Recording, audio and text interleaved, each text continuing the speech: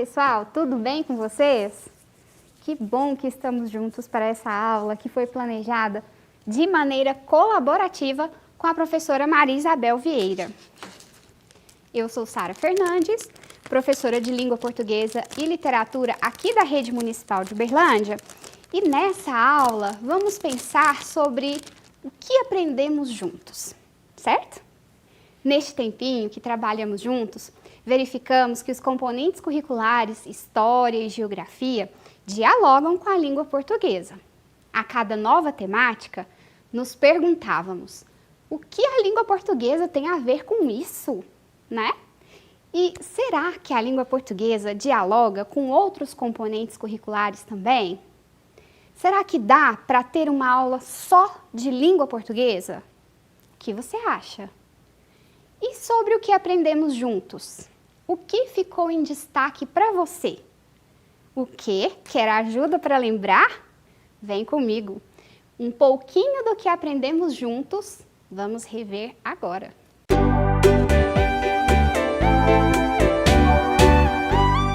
Então, pensou no que ficou marcado para você nesse tempinho que tivemos juntos aqui? Precisa de ajuda? Vamos lá, vai ser um prazer relembrar com você. Olha só, nosso tema então, o que aprendemos juntos? Vamos lá. Na nossa primeira aula, nós falamos sobre o desenvolvimento comunicacional. Vejam só, falamos sobre os meios de comunicação, aqueles que são bem antigos e aqueles que são mais recentes também, contemporâneos, modernos, tecnológicos, né? Falamos de tudo isso na nossa primeira aula. Olha só os exemplos, são os mesmos exemplos que trabalhamos na nossa aula 1. E olha só, falamos dos portadores textuais. Estão lembrados? Os portadores textuais são tudo aquilo, né, que pode segurar, pode portar um texto, né? Pode conter um texto. Paredes das cavernas, né, para pensar numa coisa bem antiga. E nós podemos pensar também em algo mais moderno, mais novo, aqui na tela do computador, por exemplo. São diferentes tipos de portadores textuais. Na nossa aula 2, falamos de relatos de viagem. Lembram-se? Nossa, falamos de coisas bem interessantes. Lembram-se desse relato aqui do encaramujado? Do rapaz, né, do homem que resolveu percorrer várias partes do nosso país dentro de uma Kombi? Olha só, isso aqui é aventura. E nós falamos também da aventura de Hans Staden, né, da vinda dele aqui ao Brasil e o relato de viagem que ele escreveu há muitos anos atrás, olha só, 1557, certo? Nós vimos que aqui, nesse tipo de texto, há a mistura, né, a junção da descrição e o texto narrativo. Olha só, trabalhamos um pouco melhor esta obra aqui, né, que é a mesma de Hans Staden, porém contada por Monteiro Lobato, certo? Com uma linguagem mais acessível para a época, né, do que aquela escrita por Hans Staden. Olha só, falamos de descrição subjetiva, objetiva, né? Olha quanta coisa, conhecemos um pouco melhor aqui do nosso país, lá no iniciozinho de tudo. E falamos de tempos humanos na terceira aula, sobre tempos humanos e a língua portuguesa. Nessa videoaula, nós falamos sobre o Luiz Vaz de Camões. Lembram dele? Esse moço aqui, ó. E nesta aula, nós falamos sobre a poesia e os tipos de poesia que nós temos. Poesia lírica, que fala muito dos sentimentos, a poesia épica, que fala de um herói, né, basicamente, e a poesia dramática, que pode conter esses dois elementos, né, mas contém também a opinião do autor, na maioria dos casos. E olha só aqui, essa obra nós trouxemos, né, na aula 3, para falar do episódio do Velho do Restelo. Né? Essa obra aqui é uma pintura e está no Museu Militar de Lisboa. Aqui, nesse episódio, o autor, né, da obra Os Lusíadas, ele comenta, né, que as pessoas, em especial esse velho aqui do Restelo, o Restelo era um castelo, né, ele amaldiçoou os navegantes, né, então olha só, as pessoas já estavam se lançando ao mar, Era uma coisa quase que absurda, né? Para a época, era uma coisa muito aventureira, coisa quase que de irresponsáveis, né? Então ele fala que tudo ia dar errado, as pessoas ficaram naquele medo, naquela tensão. Mas nós vimos que acabou dando certo em parte, né? E é um exemplo, então, de um trecho do poema épico Os Lusíadas. Na nossa aula 4, nós continuamos a falar sobre poesia e nós comentamos sobre o soneto, que é um textinho curto, né? E quem criou o soneto foi Francisco Petrarca, esse aqui, que é considerado também o pai da poesia, né? Muitos anos depois, William Shakespeare reconstruiu uma forma de soneto, do soneto petrarquiano, e criou o soneto inglês. Muitos anos depois, nós temos aqui o Mário Quintana, poeta brasileiro, que também fez um soneto, né, um pouquinho diferente desses dois aqui, certo? Embora que, né, ele não tenha criado essa nova forma. Ele só fez de um jeito diferente, mas que outras pessoas também já praticavam como forma de escrita aqui no Brasil. E olha só, lembram então do soneto? Temos o soneto clássico, que é o petrarquiano, né? Então aqui tem estrutura de versos, o soneto inglês, que a diferença foi mínima, né? Mas Shakespeare foi muito ousado, né, ao propor isso. E o esquema de rima, então, o que eles se diferenciavam aqui? E o soneto do Quintana, que nós analisamos na aula, ele era de verso livre, quer dizer que não respeitava esse esquema de rimas aqui. Legal, não é? Como uma forma de texto, como um gênero textual pode resistir por tantos anos assim e ainda continuar tão presente no nosso dia a dia, né? Como é o caso do soneto. Na nossa aula 5, olha só o que aconteceu. Na nossa aula 5, nós falamos sobre os cronistas do descobrimento. Vários documentos que foram reunidos nessa obra aqui, que não é exatamente literária, né? Mas por que crônicas, então? Porque esses documentos retratavam o cotidiano das pessoas dessa época. E crônica, né, está muito relacionada ao cotidiano das pessoas. E olha só, crônicas do descobrimento ao século XXI. Outro gênero textual que persistiu ao longo dos séculos. Então, olha só, crônica histórica, né? Temos aqui um exemplo, né, do teatro de catequese. Então, os textos produzidos, né, pelos padres aqui nessa época também são considerados documentos relevantes, né, para as crônicas do descobrimento, entre aspas, né, descobrimento aqui do nosso país. Observem a imagem, certo? Um momento de missa, né? Vários indígenas aqui ouvindo o pregador.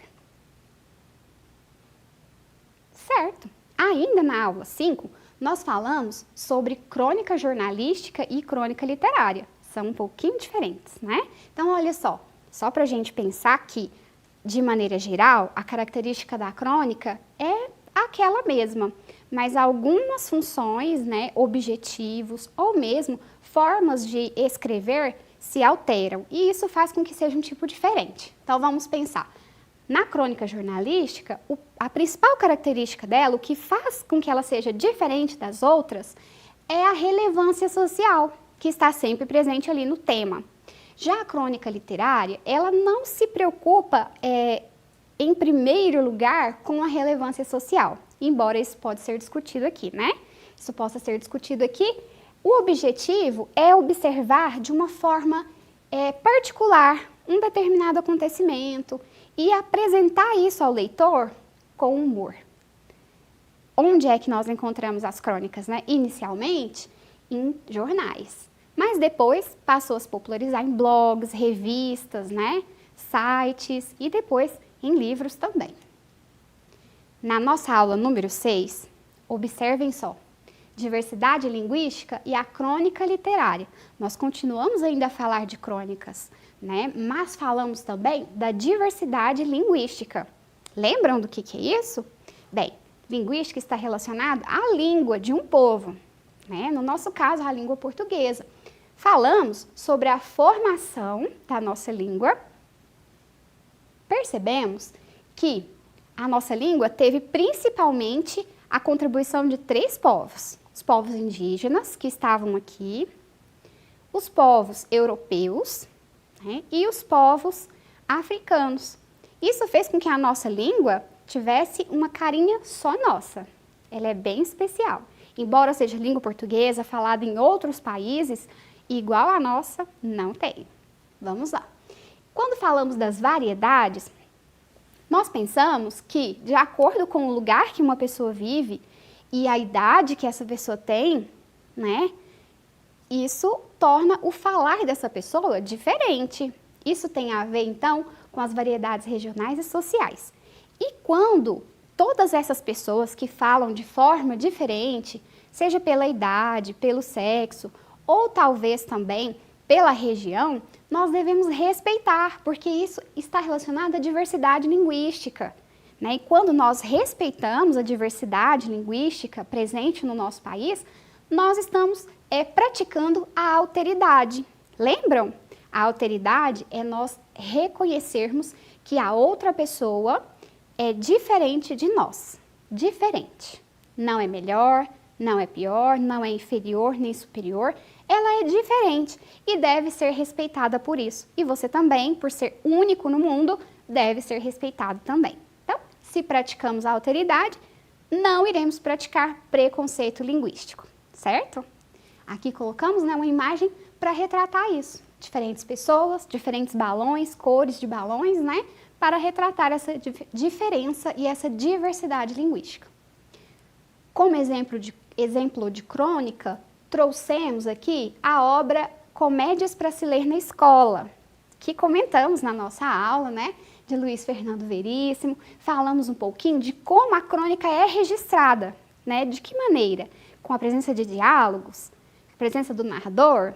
Então, quando há esse diálogo direto do personagem, temos o discurso direto. Olha quanta coisa, né, nós aprendemos. Na aula número 7, nós começamos a falar sobre consciência social e o gênero notícia. Então, nós falamos que a responsabilidade social que está ligada, né, à consciência social, ela age na sociedade em diferentes formas e em diferentes categorias, vamos assim dizer, né? A corporativa, quando está relacionada a uma empresa, cuidar, né, ter responsabilidade social com as próprias pessoas que trabalham ali, que colaboram ali, né? E falamos da empresarial também e também a ambiental. Então vejam bem, falamos que os indivíduos, né, enquanto pessoas, eles também têm consciência social para com outra pessoa e também com ele mesmo, né?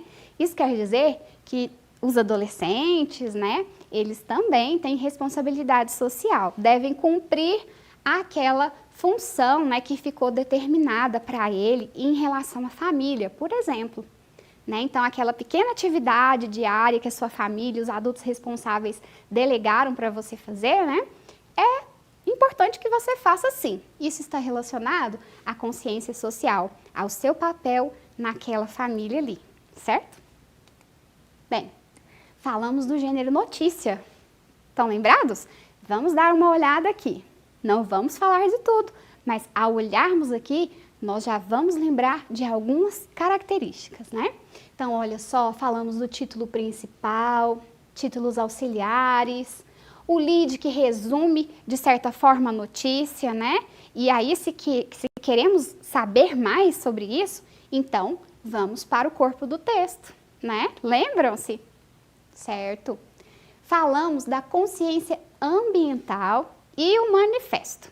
Quando falamos desse assunto, nós falamos sobre a educação e o meio ambiente.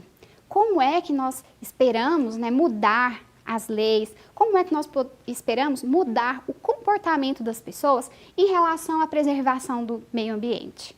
Por meio da educação. Então, se nós aprendemos o que é certo fazer, que não agride o meio ambiente, isso já é um começo, né, para desenvolvermos práticas e ações que não agridem tanto e preservem, contribuam, né, para o meio ambiente.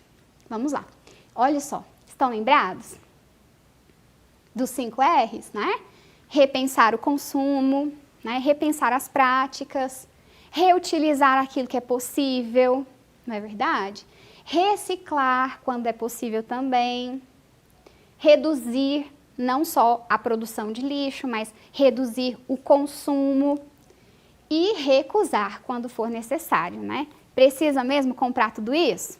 Não, então recuse, né? Quer muito, mas não precisa? Diga não, recuse, né? Então, por isso, os 5 R's, que estão muito relacionados ao consumo consciente, né? Que discutimos aqui. Na nossa aula número 8, nós falamos de consciência ambiental e o manifesto. Nós trouxemos para vocês, né, para a nossa reflexão aqui, várias imagens sobre o meio ambiente, né, em situação de agressão, né, sendo agredido, animais ali, né, vitimados, né, pelo fogo, por exemplo. E aqui nós trouxemos uma delas e nós trouxemos essa imagem aqui, que é do Manifesto Amazônia para Sempre. Lembram-se? Isso, um grupo de pessoas, né, preocupados com a situação da Amazônia, que naquela época estava incendiada, né, eles escreveram um manifesto. Então, o manifesto é um gênero em que há vários autores, né? Então, esses autores se reúnem, escrevem ali o que eles querem, exigem, né, e assinam. No caso, né, sendo muitos autores, como foi aqui o Manifesto Amazônia para Sempre, houve uma quantidade enorme de assinaturas, né, que foi levada, esse documento foi levado até as autoridades, né, para que as leis fossem reconstruídas em relação à preservação ambiental. E então, na nossa aula 9, nós falamos sobre a cultura caipira. Vamos ver? Olha só, falamos sobre a cidade e a resistência cultural do campo. Como que isso acontece? Né? Nós observamos na nossa aula que as cidades tendem a subjugar o campo, né? De maneira que a pessoa que é moradora do campo necessita da cidade, sendo que a gente compreende que tudo que a cidade consome, na verdade, vem do campo, não é verdade? Vejam só, quando nós observamos aqui, a resistência cultural do campo acontece por meio das artes. Vamos verificar? Nós temos aqui a arte por meio do cinema. Estão lembrados desse personagem? Isso, esse personagem aqui é o Jeca, né? O Jeca Tatu. Mas esse moço aqui, esse ator que está fazendo aqui esse personagem, ele era muito inteligente, né? E construiu esse personagem justamente para criticar, né? E os personagens que ele produzia aqui, o Amácio Mazzaropi, né? Eram personagens bastante simples, de cultura caipira, mas muito espertos. Então, as pessoas da cidade, né, que queriam driblar, passar esse personagem aqui para trás, né, em algum negócio, por exemplo, né, não conseguia, não. Então, do jeito todo característico, né, da cultura caipira, ele conseguia prevalecer e não ser passado para trás. Isso tudo com muito humor, né? Então, olha que interessante. Quando falamos de resistência, nós estamos falando também das questões voltadas para o público infantil. E aqui nós temos um exemplo, o Jeca Tatuzinho, né, uma obra de Monteiro Lobato. E aqui nós observamos, né, que todo esse personagem, né, essa vida do campo, esse estilo caipira de ser, passa a fazer parte do imaginário da maioria das crianças, né, que tiveram contato aqui com essa obra literária. Agora observem essa imagem, pessoal. Isso, esse quadro aqui, né, uma pintura de Almeida Júnior, de 1899. Olha só, de todas essas obras aqui, né, de todas essas imagens, esse aqui é a mais antiga, né, a arte, um exemplo aqui da arte plástica. Então, ele retratou, observem só os detalhes, né? A viola, as paredes simples, parecem que estão cantando, não é verdade? Bem interessante. Tem mesmo muito a ver com a cultura caipira. Ainda na nossa aula 9, nós falamos de um gênero textual muito conhecido por nós que somos aqui de Minas Gerais, né, do estado de Goiás, muitas pessoas são de Goiás e moram aqui em Minas Gerais, e nós temos, todos nós que somos do interior, né, conhecemos o causo, né? Quem não tinha conhecido ainda ficou conhecendo. E esse aqui era o Geraldinho, que era um contador de causo muito conhecido, muito aclamado, né? Fazia muitas apresentações contando os seus causos. Vocês lembram do causo que ele contou para nós? Isso, o causo da bicicleta. Lembram-se que ele estava tentando se equilibrar nessa bicicleta? Justamente. Então, por aquele conto, né, nós podemos perceber que no caso há a mistura de fatos reais e fictícios. Mas os fictícios que são inseridos ali, geralmente são bem possíveis de acontecer. Então, nós não sabemos de fato se tudo que o Geraldinho contou realmente aconteceu. Mas tudo que foi contado lá é bem possível de ter acontecido, certo? E a presença de humor, né? O jeito, a forma de contar. Vocês observaram que era um caos longo e ele falava bem devagarzinho? Isso tem a ver com o jeito, né, caipira, né, de ser, esse modo de vida, né, que não se importa tanto, né, com o tempo do relógio, como as pessoas nas grandes cidades. Na nossa aula de número 10, nós trabalhamos os reflexos da cultura do campo na cidade. Então, nós vimos a interferência da cidade no campo e o campo, né, de uma certa forma resistindo. E nós verificamos, então, que o campo também interfere na vida das cidades. Observem só, como exemplos, né, exemplos bem-sucedidos de respeito ao meio ambiente, né, que tem a ver com a cultura do campo, nós citamos dois, né? Citamos aqui, trouxemos hoje a agroecologia e trouxemos também a agricultura de subsistência. Então, observem, né, que temos aqui o exemplo de uma agrofloresta em um quilombo e nós temos aqui uma aldeia indígena, né, a presença de retirada, né, da natureza apenas daquilo que irá ser consumido, certo? Então, aqui nós não percebemos os excessos, né, a retirada, a extração de vários recursos naturais, né, para serem desperdiçados, né? Nós temos aqui a retirada apenas do que é essencial. E aqui uma forma de recuperação do solo, né? Então estava degradado e foi recuperado pela agroecologia e as ações dos moradores deste quilombo. Falamos também dos reflexos da cultura no campo, na cidade, nós temos aqui a música sertaneja. Então observem aqui essa imagem, é de Tonique Tinoco, fazendo uma apresentação em 1984, certo? Num grande festival de música. Observem as violas, né? Todas caracterizadas, ok? A vestimenta, né? Agora observem essa imagem aqui de César Menotti e Fabiano, já de 2005. Posição dos instrumentos, né? O estilo de vestimenta, bem diferente, não é verdade? E vamos observar essa última imagem, de João Bosco e Vinícius, uma foto aqui de 2000. Isso, nós estamos aqui retratando, né, o sertanejo raiz e o sertanejo universitário. E na nossa aula nós verificamos, né, que ser sertanejo, morar no campo, não quer dizer que a pessoa é sem instrução, não é verdade? E agora chegamos à nossa última aula, na aula 11. Vocês estão lembrados do que falamos? Sobre o cartaz, sobre a inclusão social, lambe-lambe, estão lembrados? Vamos lá. Olha só, nós falamos que as leis de inclusão social, né, elas estão registradas na Constituição Federal e muitas das ações e serviços que são oferecidas às pessoas com deficiência aqui na nossa cidade estão presentes na diretriz municipal da educação especial aqui da nossa cidade, certo? Então, exemplos de inclusão social e exemplos de inclusão da pessoa com deficiência na escola regular. Nós falamos que o cartaz pode ter diferentes funções. Uma delas é informar.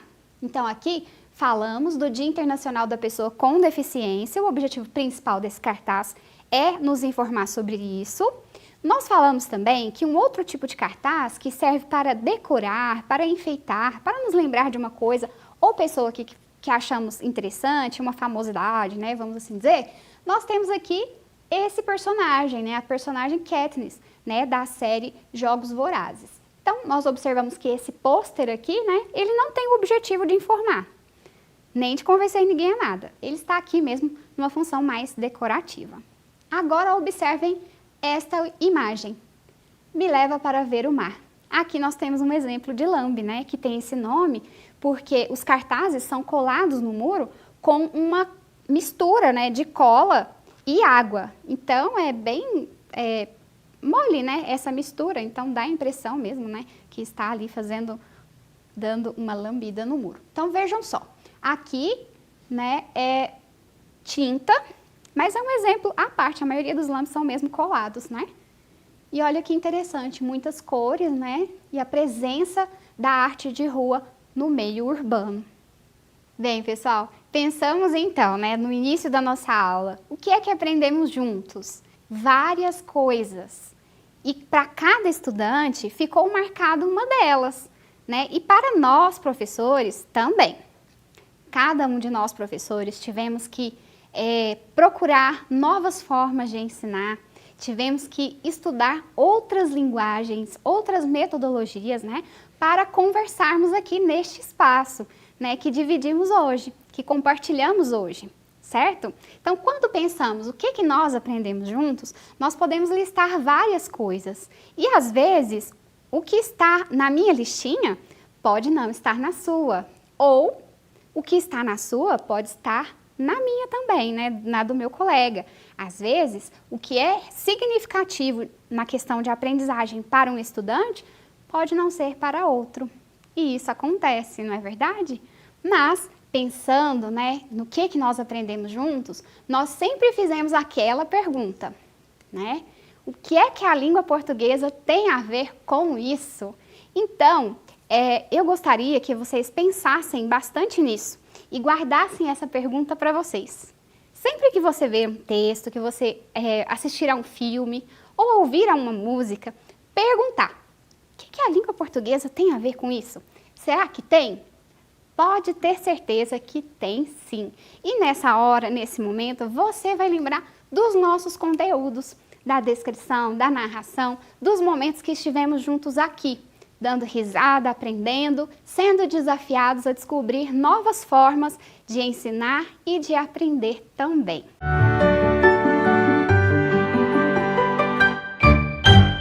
Bem, pessoal, espero que tenham sido momentos proveitosos para vocês, de muita aprendizagem. E meu desejo e da professora Maria Isabel é que ano que vem haja mais momentos de aprendizagem, né? Que vocês continuem nesse aprendizado, que isso prossiga, certo? As atividades sobre a nossa videoaula de hoje estão no portal, certo? Então, até mais, pessoal. Tchau!